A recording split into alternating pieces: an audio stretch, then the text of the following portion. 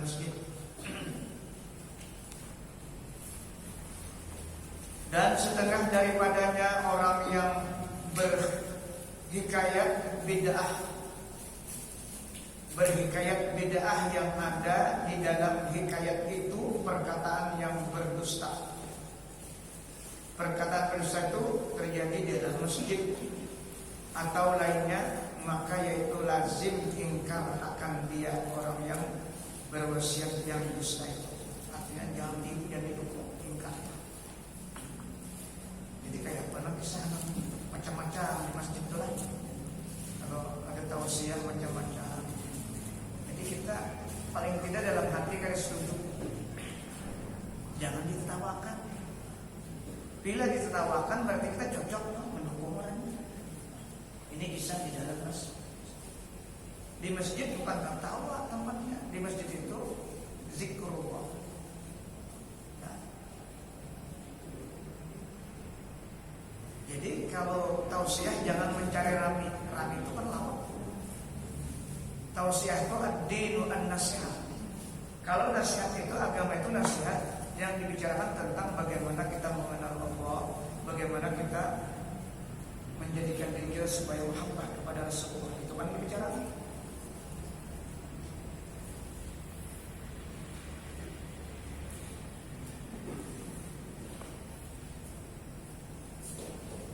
Di masjid itu bagi rikuh tangannya makruh. Nah.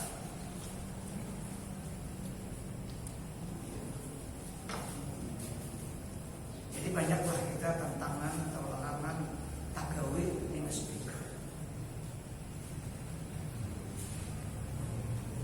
Dan setengah daripadanya orang yang berhimpun di dalam masjid karena menjual obat-obatan pada hari Jumat dan menjual sesuatu tangkal atau jimat yang memeliharakan tubuh dan barang sebagainya, padahal memperdayakan orang dengan berdusta akan orang, maka sekalian itu wajib ingkar akan dia.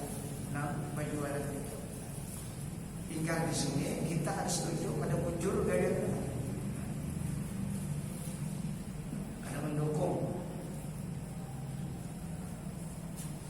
Dan setengah daripadanya menjual sesuatu di dalam masjid, maka yaitu makruh. Tetapi jika memicikkan masjid atas orang yang sembahyang atau memberi was-was akan orang yang sembahyang, atau dijadikan masjid itu seperti pasar, pasar, maka yaitu haram, maka wajib ingkar akan dia, seperti kata Imam Al-Ghazali rahimahullah. Diingkar, kita harus setuju dengan orang yang membuat seperti itu di dalam masjid. Wa minha ma huwa mubahun kharijal masjid kal khiyatati wa bai'il adawiyah wal kutubi wal at'imah. Fahada fil masjid aydan la yahrum illa bi'aridin wa huwa ayyudayka al-makana 'ala al-musallin wa yuwaswisa 'alaihim salatahum fa in lam yakun shay'un min dhalika falaysa biharam wal aula tarkuh. Walakin syarata ibahatihi an yajriya fi awqati nadiratin wa ayyamin ma'dudatin. Fa in tukhizal masjidu dukkanan ala dawam haruma zalika wa muni'a min.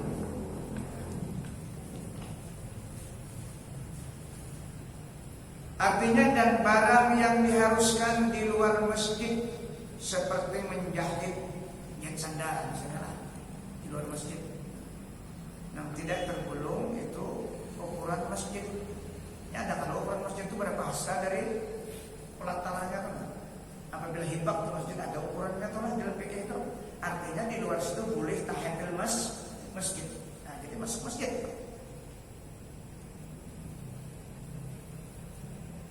Belakang, samping kanan dan kiri. Nah, itu. situ yang tembus, malah ada tembus agar itu bisa dilihat.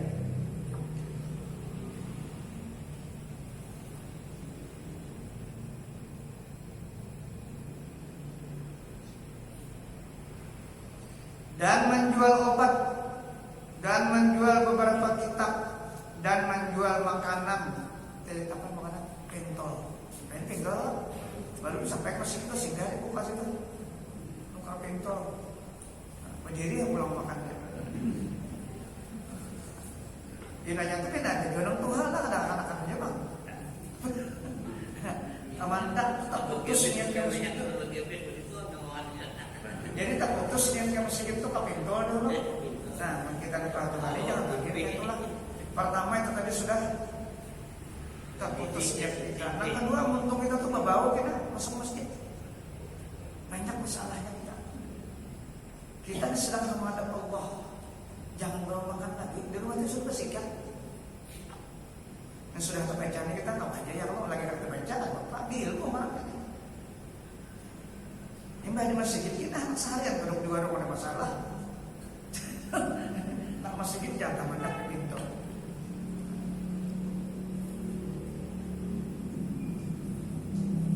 Menjual makanan maka sekalian itu di dalam masjid pula tiada haram. Maksud dalam masjidnya ada itu termasuk di halaman. Nah masjid dikategorikan kan masuk masjid. Mau di dalam masjid jangan kali banyak orang jual pintu ya. Dan maksud masjid ini masih di luar masjid tapi termasuk masih lingkungan masjid bisa salat tahiyat bisa. Nah itu pada haram dulu misalnya lah. Melainkan dengan sebab arif. Arif itu artinya ada hukum mendatang sehingga menjadikan perbuatan itu menjadi haram. Aridin mendatang hukum itu asalnya ada haram, kenapa jadi haram? Karena ada sebab. Itu arif, yaitu bahwa memicikkan tempat orang sembahyang dan memberi was-was ia yang berjualan tadi atas orang yang sembahyang di dalam masjid itu. Dan jika tiada sesuatu daripada yang demikian itu, maka itu tiada haram. Kalau pada mengganggu, pada waswis kada haram. Nah di luar tadi. Tapi bila itu masih mengganggu, tuna hukum mendatang tadi, maka itu haram.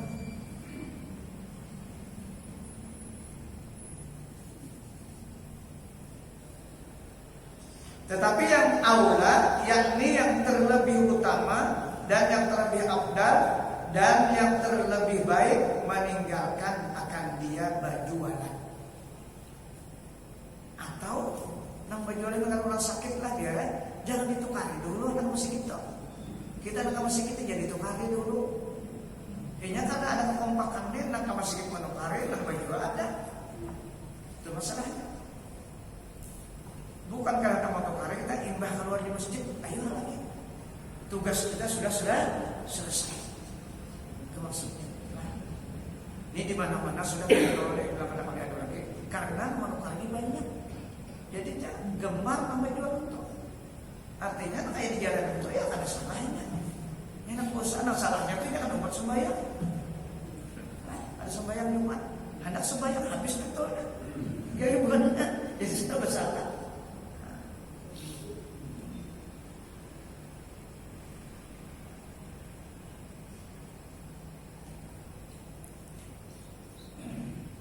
Jadi lebih utama ditinggalkan. Tetapi syarat harusnya itu bahwa berlaku di dalam beberapa yang nadir. Nah, bolehnya ini kan sahabat kalian di dalam beberapa yang nadir atau yang jarang terjadi itu. Jangan hari Jumat, jangan. Mungkin hari raya, 2 hari raya. Yang sedikit pada hari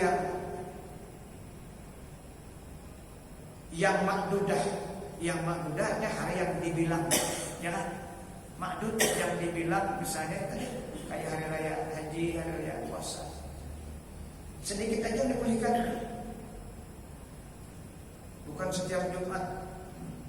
Yakni pada hari yang beradab pada ketika haji, maka ini makan. Nah, kita sini hari haji itu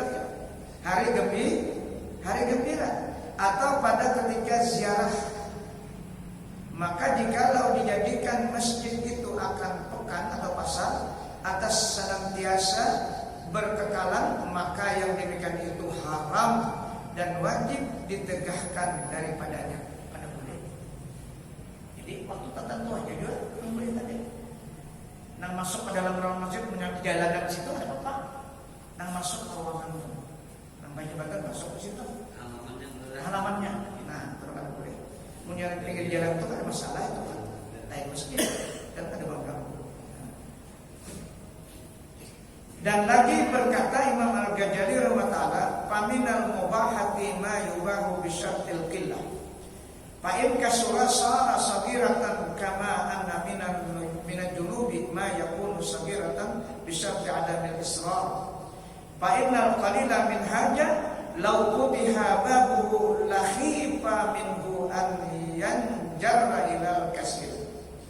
Falyumna minhu wal yakun hajal manhu ila al-wali au ila al-qayyim bi masalihil masjid min kibalil wali li'annahu la yudraku dhalika bil ijtihad wa laysa li ahadil manhu mimma huwa mubahun bi nafsihi li khawfihi anna dhalika yahsul."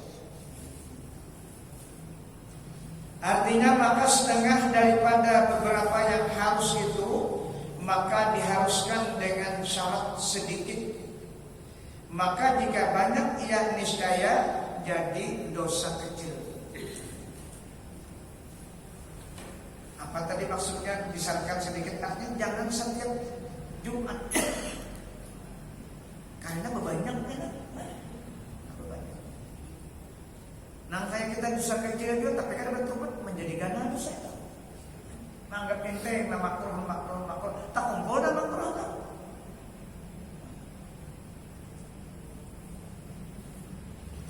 Seperti bahwa setengah daripada beberapa dosa yang kecil dengan syarat ketiadaan mengakalkan akan dia.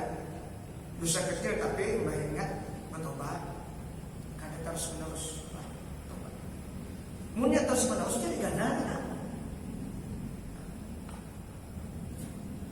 Maka sedikit daripada yang diharuskan ini, jikalau dibukakan pintunya, niscaya ditakuti bahwa membawa ia nang dibukakan tadi kepada banyak. Artinya kalau yang diberikan aja oleh ketua masjid lah nang majuanan tadi terus, maka jadi terus menerus jadinya. Maka itu mengakibatkan yang mengganggu. Sebagaimana dosa kecil tadi kalau ada bertobat menjadi banyak. Artinya pintu yang dibolehkan itu cuma sedikit. Hari raya, 2 hari raya, atau waktu acara-acara tertentu.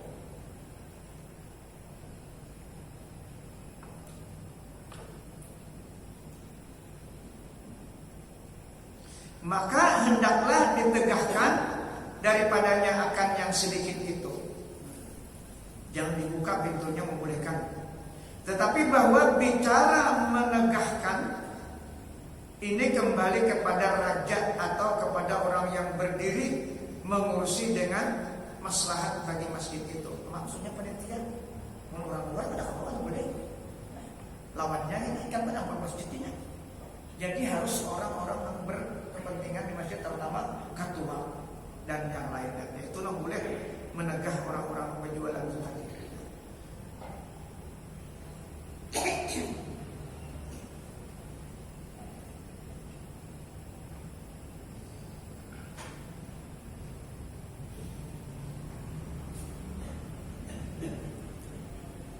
Karena bahwasanya tiada dapat akan yang demikian itu dengan ijtihadnya. Artinya kadang awal bahwa situ kalau ijtihad orang menemukan kepanitiaan, lawannya. Tapi kalau kepanitiaan masjid itu berhak untuk apakah maslahatan ibadah. Karena kalau mana ya. Dan tiada wajib atas tiap-tiap seseorang awam menegahkan daripada yang mubah pada asalnya itu, karena ditakutinya akan yang demikian itu jadi banyak. Jadi orang keluar daripada perumusan anak awak, dan kecuali RT kan atau pembangkang. Dan setengah daripada yang diharamkan oleh syarak di dalam pakan itu yaitu menjual segala alat permainan yang diharamkan oleh syarak. Dan demikian lagi haram menjual segala rupa hewan seperti yang dijual akan dia kepada anak-anak pada hari raya atau lainnya. Maka wajib memecahkan yang demikian itu. Nah, kita banyak orang Islam yang nukar apa itu anjing, kucing, ya kan? Maka larang itu dipajang di rumah itu haram. Nang dipajang tuh haram. Maka lemarinya bagus, ada guci-guci sama tuh.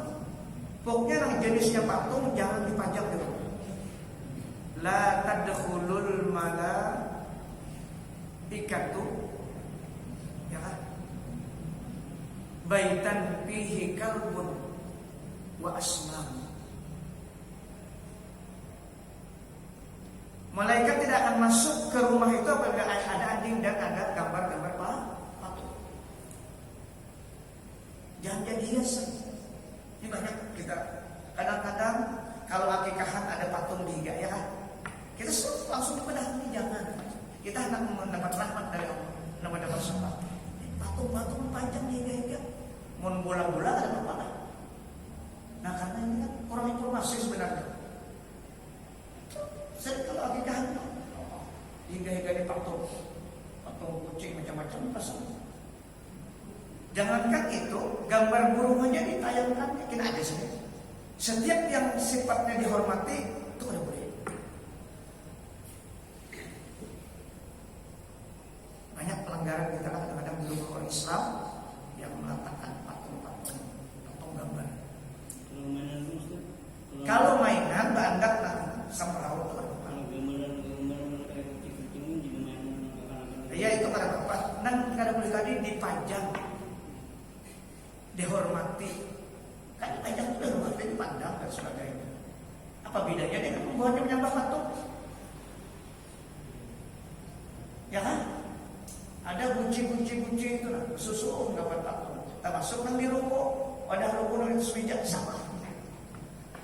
Gambar patung singa lah. Karena dipandang. Tapi kalau diduduki kada apa-apa, kada dihormati. Ini syariat lah. Ini yang masuk pada syariat. Jadi kalau ada di rumah cepat-cepat dia rahmat kan masuk, rahmat kan masuk. Nah masuk itu setan. Kenapa rahmat kan masuk? Lalu di rumah itu kada kawa sunnatillah, ahkam Allah itu terpraktikan kada kawa.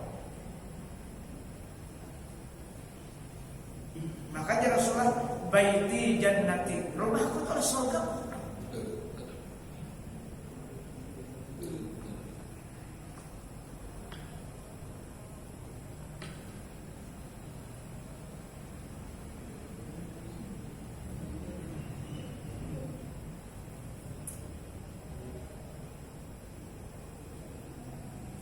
Dan demikian lagi haram menjual segala rupa hewan seperti yang dijual akan dia kepada anak-anak pada hari raya atau lainnya. Maka wajib memecahkan yang demikian itu, wajib hukumnya, bukan haram.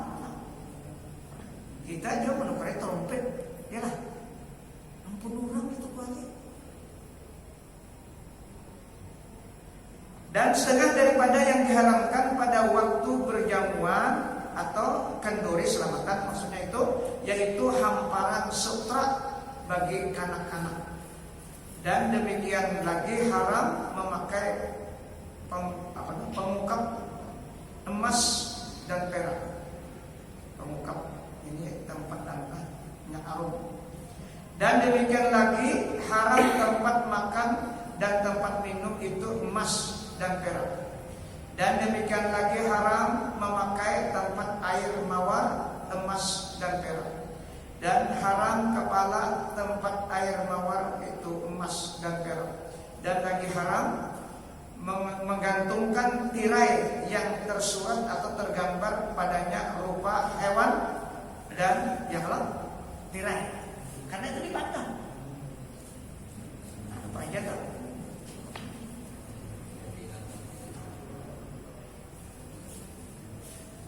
tiada haram berupa hewan itu pada bantal dan pada hamparan dan pinggan. Pinggan itu apa? Anu paciran tuh ah. Nah, kalau situ ada gambar kan Bapak kan mana? Ada di ikan dihormat.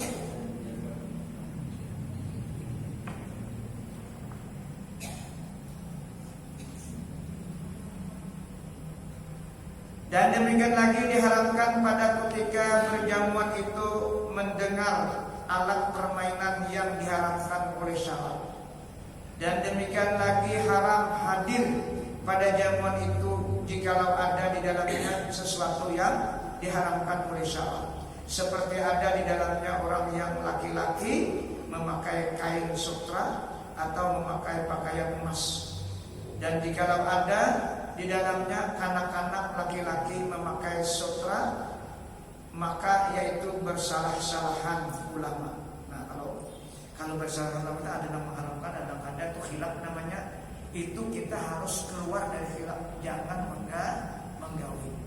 Itu yang paling bagus. Dan yang sahih pada Imam Ghazali rahimahullah haram memakai akan kanak-kanak laki-laki yang mumayyiz, yang sudah bakal mumayyiz itu daripada pakaian sutra, dan wajib ingkar atasnya. Tetapi halal memperhiasi bagi perempuan dengan emas dan sutra dengan tiada israf yang berlebihan, yakni dengan tiada berlebih-lebih daripada adat orang yang setaranya. Jadi kalau anak-anak laki jangan pakaiannya macam-macam lah. Kalau emas, kalau boleh haram. Kalau bibinian boleh, tapi ada batasannya. Jangan israf. Dan israf jangan berlebihan. Nah, itu tadi yang diharapkan kita tampilkan di rumah kita. Dan berkata Imam Al-Ghazali Ta'ala, wala ara naqlan fi rukhsati tanqibi ujunis sabiyah li ajli ta'liqi hilakil zahab biha fa inna dzalika jurhun muqlimun wa misluhu mujibun lil qisas fala yajuz illa li hajatin muhimmah kal qasdi wal hijamah wal khitan wa tazayyunu bil halqi ghairu muhimmin bal bil taqrid bi ta'liqihi 'ala al-wujud wa bil makhaliqi wal aswirah ayatun anhu fahaja wa in kana muhtadan fa huwa haramun wal man'u minhu wajibun wal istijaru alaihi ghairu sahih wal ujratu al ma'khujatu alaihi haramun illa an yasbuta min jihatin naqli fihi rukhsatun wa lam yablugna ila al-an fihi rukhsatun. Nah, ini ajaib juga, kita tak gaya bertahan. Nah, hanya aja namun sini hanya kita baca melubangi telinga anak bibinian kita misalnya.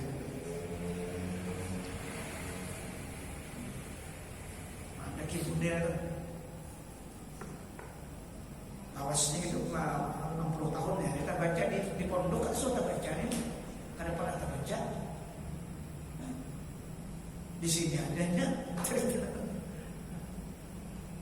Artinya dan tiada aku lihat dari Imam Ghazali akan nakal yang mengharuskan pada melobangkan telinga. Artinya dari Imam Ghazali mulai aku untuk ilmu sampai selesai kada pernah aku menerima yang membolehkan melubangi telinga minyak. Di manakah orang bahaya itu jadi memuliakan apa kita? Macam guru-guru yang kira-kira orang ini. Kan ini ada peniruan dari agama lain. Telinga anak-anak perempuan karena menggantungkan pakaian emas, maka yang demikian itu melakukan yang menyakiti. Pertama menyakiti dulu, kalau pakai telinganya. Dan seumpama yang demikian itu mewajibkan bagi kisos. Nah, di kisos ini kalau itu dibalas kita karena kan ada hukum syara pemerintah. Ya minta ampun aja deh. Termasuk anak-anak sekarang pada tahu ya semua. Dengar ibu-ibu yang ada. Nah, minta ampun aja. Belum ada tanah kita dah lebihnya kayak gitu. Kada tahu lah, kada tahu. Dan kada pernah mendengar ceramah-ceramah sebanyak mana. Kada pernah tak kisah melubang ini telinga kada pernah. Nah, ada sampai ke sini.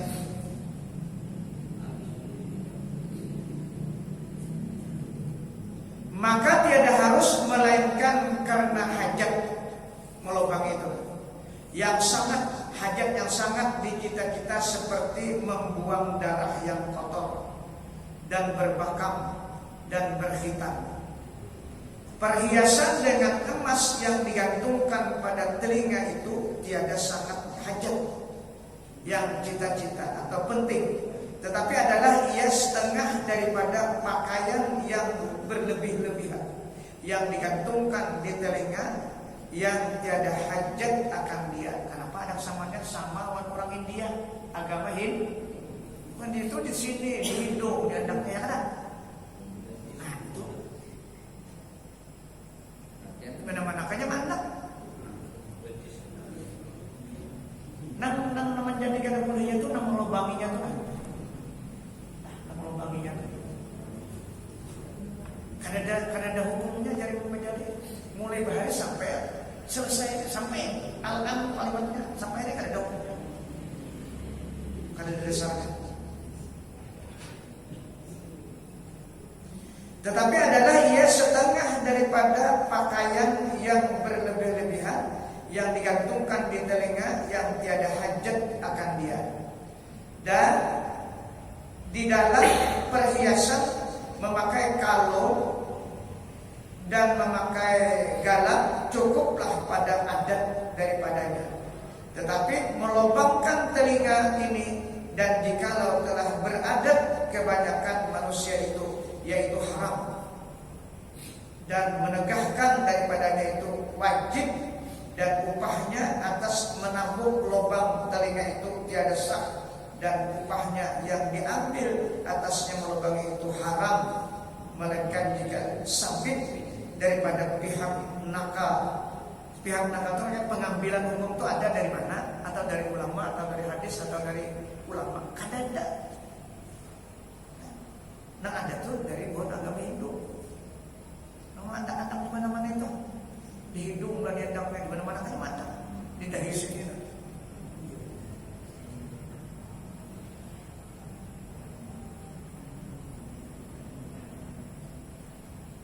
Jadi nang bilang waktu ambil hasilnya haram, melainkan jika sabit daripadanya itu pihak nakal di dalamnya akan mengharuskan yang demikian itu. Dan tiada sampai akan kami jadi mempelajari hingga sekarang di dalamnya itu nakal yang mengharuskan akan dia melubangi telinga. Yang paling orang yang bicara itu semua ilmu agama itu kumpulun sih deh. Karena nak kita sama putih. Makanya disebut Imam Ghazali itu apa? Hujatul Islam. Semua lahir dan batin. Ya ini kalangan sini. Ada pun sini menceritakan tentang ini. Nah jadi kita minta ampun kepada Allah yang sudah tagawi. Seorang tagawi juga karena tahu. Jangan yang terbaca sebelumnya kalau di tangan rumahnya melubangi. Minta ampun sudah selesai kan Bapak kira. Tobat sudah. Nang di dunia kalau ada cucu-cucu pada usah lagi lah. Melubangi. Mun hendak menggantung kan apa kapit tuh ya nah. Yalah, mun hendak juga jangan dilubangi telinga. Dan setengah daripada yang ditegahkan di dalam jamuan itu israf pada makanan, yakni berlebih-lebih, dan demikian lagi berlebih-lebih pada membuat rumah, maka yaitu dinamakan israf. Rumah itu berpekong anak kita beranda. Ya ada juga orangnya. Ini nang berduit, bukan ada berduit kan jadi sakit. Dan adalah di dalam harta itu dua perkara yang diingkar daripadanya. Pertama, idaatul mal, idaatul mal, menghilangkan harta yang sia-sia.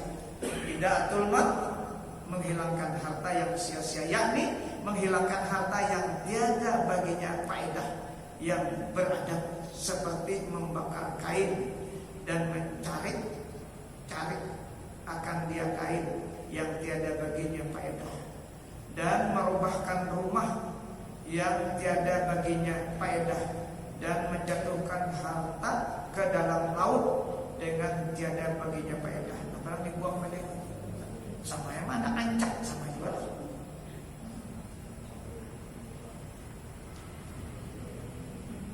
Kalau kita hendak menggandeng rumah tapi ada niat hendak baaruhan ancak, bagus. Hendak ancak baaruhan, karena baaruhan itu pahala memberapkan. Berapa kali kita sahur yang dihaulin, mama, abah, mama dua tuh pasti dulu. Berdua, lalu kita ini empat berarti. Nah, bandingan pakai itu mulai rumah, punya duitnya banyak. Saya kira nyaman orang sawan. Niatnya tuh menyamanakan aja. Nang belah rumah tuh kan apa? Masalah. Mun belah rumah gana, tapi gak usah berseramatan. Lagi apa? Itu kan kita masuk Nabi baiti jannati kan? Keluarga nyaman, hilang. Itu kalau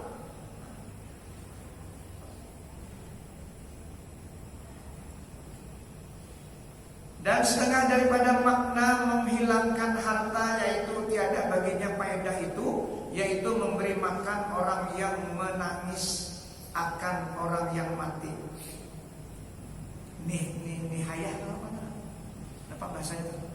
Merataplah bila ada yang mati, atau namanya kuliah mengacak-acak mau orang. Nah itu haram diberi makan, karena itu melanggar hukum. Mana boleh kayak itu? Lagi hidup pada hira-hiran aku itu, sudah mati kuliah menangis. Nah gunanya orang pun sudah mati itu berikan rahmat, baca Quran, zikir ke apa ada pun menangis.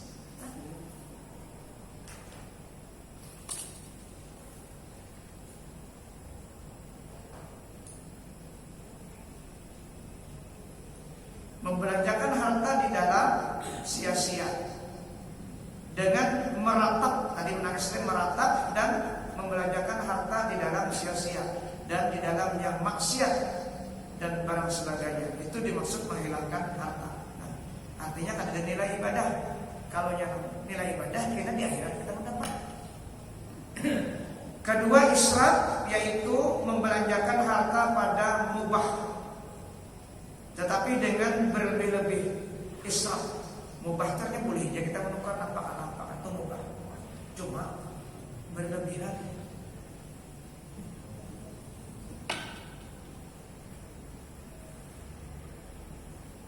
Yaitu membelanjakan harta pada yang mubah tetapi dengan berlebih-lebih. Israf itu bersalah-salahan sebab bersalah-salahan kelakuan manusia. Maka barang siapa tiada mempunyai harta melainkan 100 dinar dan baginya beberapa anak, padahal tiada baginya belanja yang datang lain daripada yang demikian itu, dan tiada baginya usaha, maka dibelanjakannya akan sekalian harta itu di dalam berbuat walimah, yakni di dalam berbuat jamuan. Maka yang demikian itu dinamakan israf, yaitu wajib menegakkan akan dia seperti firman Allah SWT, wala tabsutha kullal bast fataquda maluman mahsura.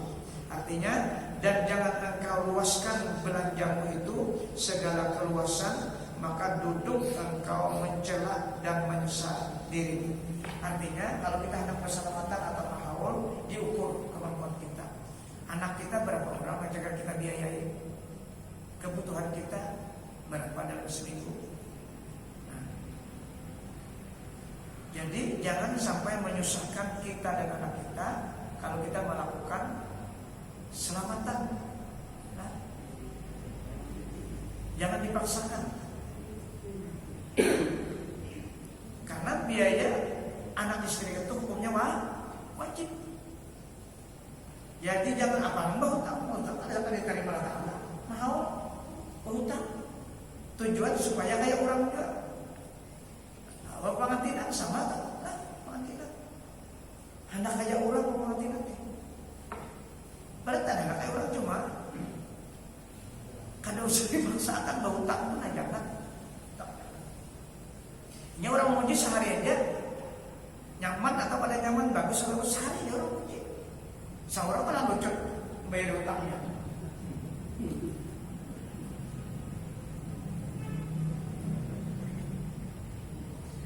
Dan berkata Imam Ghazali rahimahullah, diturunkan akan ayat ini pada menyatakan keadaan seseorang laki-laki di Madinah. Nah, di asbab nuzulnya ada sahabat di Madinah yang membagikan segala hartanya dan tiada tinggal padanya sesuatu bagi belanja ahlinya. Anak ada, bini ada, diberikan orang di masjid kita pulang. Supaya apa tak? Supaya dikenal orang. Nah, ya lah. Maka dituntut oleh ahlinya, maka ia tiada kuasa memberi belanja atas sesuatu. Nah, itu asbab nuzulnya. Turunnya ayat 6 melarang itu. Ketujuh memberi orang ditambah orang banyak supaya dikenal anak bini di rumah malah badai yang ditukarakan. Di warung orang berapa aja dibayari, membawa ke rumah sebutnya nggak ada. Sama tuh makanannya apa? Ambungan orangnya. Media kawan. Asalnya kan ada salah, memang kita banyak aja berduit kan masalah. Orang dibayarkan yang di rumah juga. Itu barang.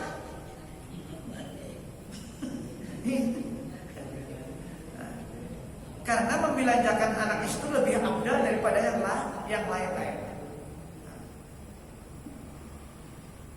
Nah, pajar Nabi abdalul apa?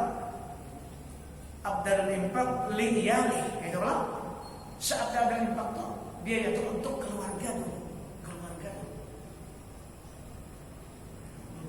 Tahu keluarga. Dan lagi berfirman Allah Ta'ala, walladzina idza anfaqu lam yusrifu wa lam yaqturu wa kana baina dzalika qawam. Artinya dan mereka itu yang dipuji itu yaitu seseorang yang apabila belanja mereka itu niscaya tiada berlebih daripadanya hajat mereka itu dan tiada kurang daripada hajat mereka itu, dan adalah belanjanya itu pertengahan, sadaq-sadaq, boros kada, bakhil kada, sadaq-sadaq lagi.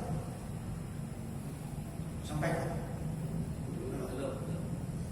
Dan berkata Imam Al-Ghazali ta'ala, "Faman yusrik hadzal israfa yunkaru alaihi wa yajibu 'alal qadi an yahdura alaihi illa idza kana rajulu wahdah wa kana lahu quwwatun fit tawakkuli sadiqatun falahu an yunfika jami'a malihi fi abwabil birr."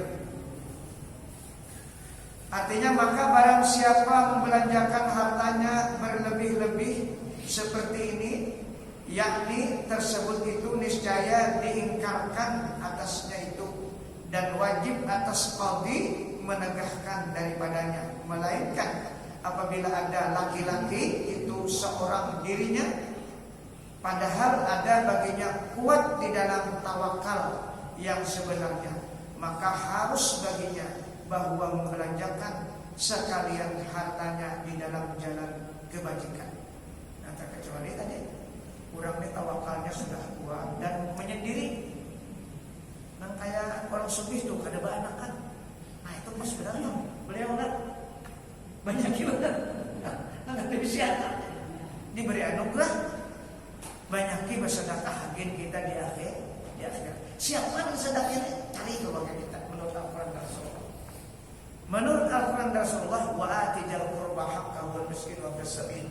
Cari ini kalau menurut tafsir Nawawi marhul labid, yang pertama cari keluarga laki-laki dulu, tiba kata yang miskin, yang aja. Cari habis itu hanya tiba ke mama, tiba ke mama. Sudah itu hanya nak sebusa kali anak anak dan jiran tetangga dan miskin. Itu Rasulullah menegaskan di dalam kitab An-Sa'diniyah. Kalau seandainya kita menyalahkan sedekah wajib atau sunat kepada fakir miskin yang bukan keluarga, sementara dan sangat kita, anak keponakan kita sangat berhajat dan kita tahu, kita salahkan kalian, la yaqbalullahu sadaqatahu kata Rasul. Maka Allah tidak akan menerima sedekahnya. Karena ini pelanggaran perintah Allah dan pelanggaran yang dicontohkan oleh Rasulullah SAW. Di mana Rasulullah mencontohkan ayat ini? Ketika Rasulullah sudah kawin dengan Khadijah, maka ekonomi beliau terangkat. Siapa yang dibantu beliau pertama? Maka beliau memanggil paman Sidin Abbas untuk datang ke tempat memerintah Sidin yang bernama Abi Talib. Sidin, Abi Talibnya anak banyak. 4-5 ekor dan miskin Sidin. Jadi datang Nabi ke situ dengan tujuan untuk meringankan beban pemerintah. Akhirnya apa kesimpulannya? Nabi mengambil Sayyidina Ali pada saat itu sekitar 10 tahun umur Sayyidina Ali. Dan Abbas Sugih merintah itu mengambil Ja'far namanya. Nah ini praktiknya. Praktik ayat tadi wa'ati jal qurba haqqahu wal miskin wal qasam. Siapa yang dibantu sini? Pada Sayyidina Fir'aun yang dibantu pertama. Itulah praktik Al-Quran. Nah kedua apa Sayyidina Ali digaduh sini. Makanya Sayyidina Ali yang pertama Islam dari anak yang muda. Ja'far itu Abbas pemerintahnya mengambil. Ini praktik Rasulullah dalam hal Al-Quran.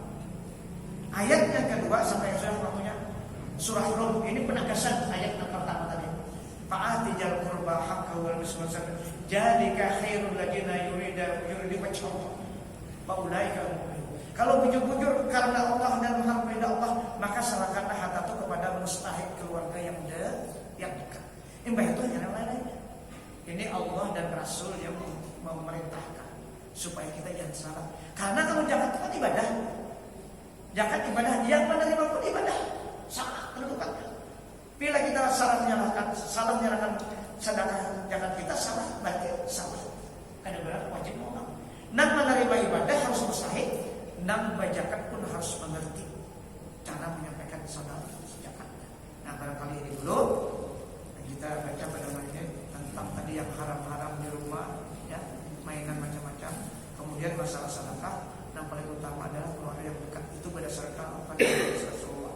Mudah-mudahan apa yang kita baca pada malam ini menjadi ilmu pengetahuan kita, sehingga kita dapat mempraktikkan dengan berkat taufik dan rahmat Allah. Mudah-mudahan Allah mengampuni segala kesalahan kita dan dosa kita, dan dosa anak istri kita, dan dosa guru kita, dan dosa orang tua kita, dan dosa kaum muslimin seluruhnya. Al-Fatihah.